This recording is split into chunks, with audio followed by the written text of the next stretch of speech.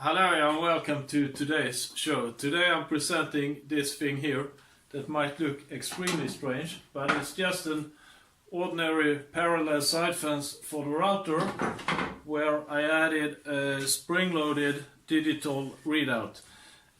This thing can be extremely useful, especially when setting up cuts and making joints with the router. So I will quickly go through how I built this, and then I will mention some advantages of using it, and then I will go ahead and make a bridle joint where I take advantage of this digital readout.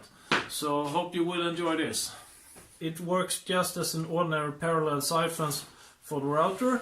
The only difference is that I have this digital reading of the router's travel, both when the router moves towards the fence and away from the fence.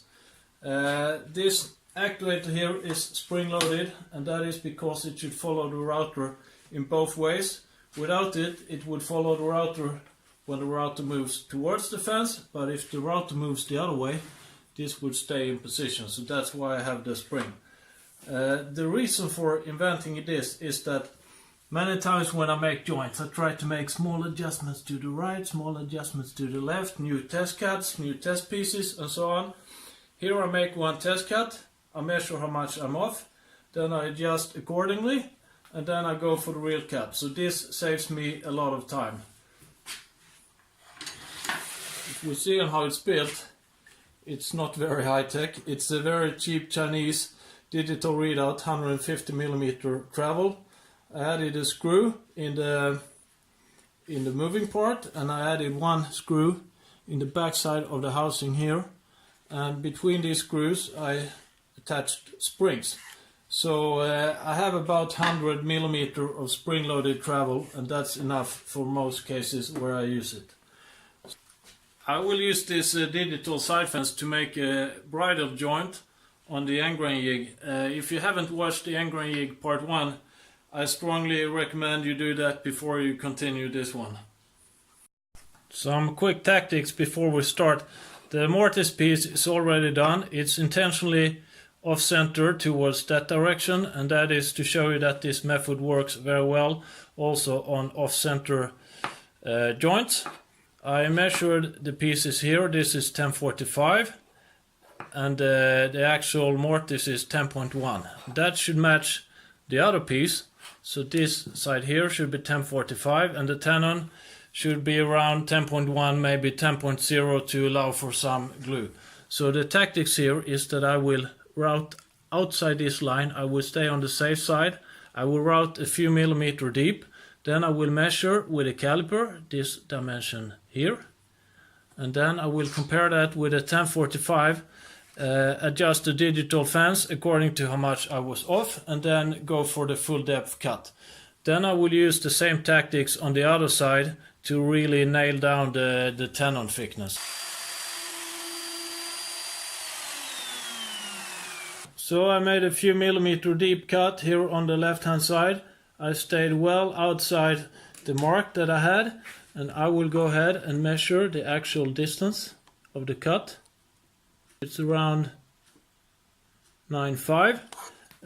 We aim for 1045, so that means I should move the router 0.95mm towards the right. I start by zeroing the dial indicator. I loosen the knobs here on the router, and then I try to move it 0.95 to the right. It could be a bit tricky, but you only do it once. If I'm off 1 or 2 or 3 or 5 hundredths, it doesn't matter. So 0.98, that's good enough. So now I will cut to full depth.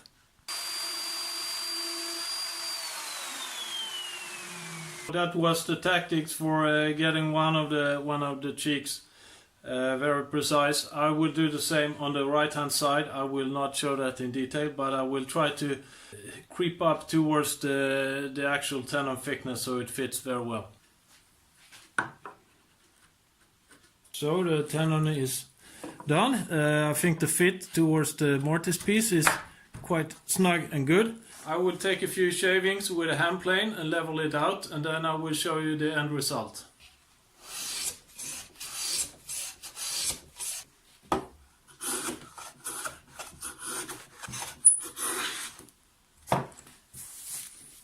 That was the finished bridle joint done with the digital side fence, and I'm very satisfied with the result. I think it looks good.